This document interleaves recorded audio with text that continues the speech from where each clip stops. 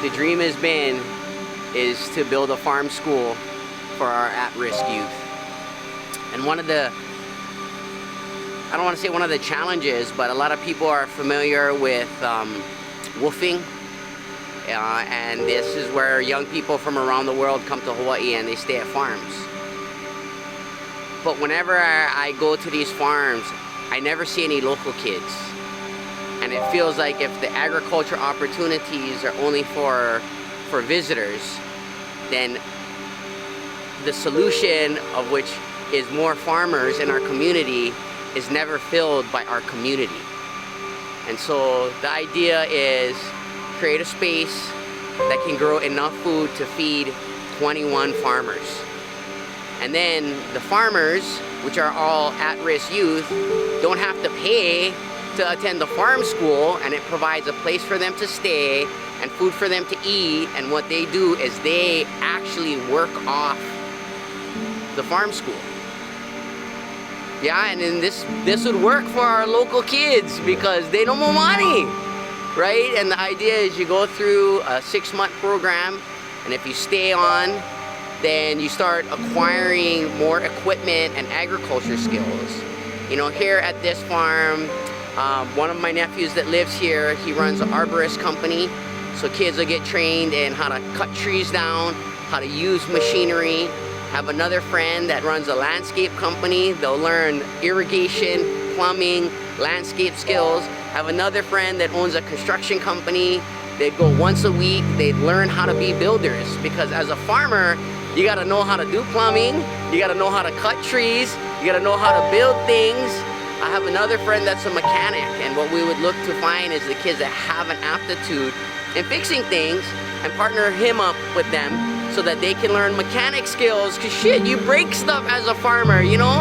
And so the idea is that basically you'd be able to call us up as another farmer and say, hey Daniel, I need help.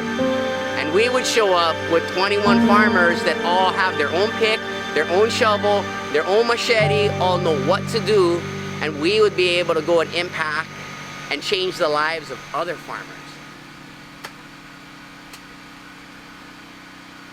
What we want to have is a volunteer force of farmers that can show up at a farm and like change the trajectory of that farm to help that person get ahead, whether it's harvesting, planting, plowing, clearing. I mean, these are all the real services that farmers need. But what they need is they need people to have their own equipment, know how to use the equipment, and be able to work unattended. You can kind of see we already have the outline for like a road to go around. Really, it's about food production and agriculture education. It's also being like a seed bank for the community, because when somebody else wants to farm, what do they need? They need baby ulu trees, they need huli, they need cuttings, right? And like, to me, that's the benefit of when the community supports you, is that you owe the community. So when the community comes to cash in, they cash in through the services that we provide. You know, we put out 30,000 huli during COVID because we need our community to be strong in agriculture. Yeah, we need families, like, instead of worrying about being hungry, why don't we go plant a little bit, yeah? And create the opportunity for more food abundance.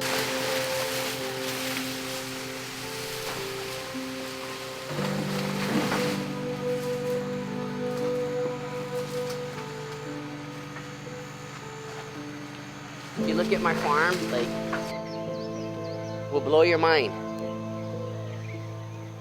90% of that is built off of trash from somebody else's job site, some other project, that at the end of the project there was 3 of this and 7 of that and a box of nails, and I went over there, I picked that shit up and I brought it home, and that's why the roofing iron's not all the same color, but it's dry. Everybody gotta wash hands. The water goes right to the bananas. And it's just really about closing all the loops in the system so that every stage of it, the output, which is the trash is the input in another part of the system. Then you have negative waste. Yeah, this is the waste. Pretty delicious. You know, I think it's kind of awesome that there is even the opportunity to crowdfund. You know, I can't imagine 50 years ago what happens when the same situation occurred. Because this is not a new thing, you know, where you make the land nice and then the owner go, all right, now it's nice, let's sell it. Like, this has been happening to our people and our community for many generations. And what a blessing to think that through people and community, we have a mechanism to pull together our resources. Yeah, I realize I want to be in debt to the community, not the banks.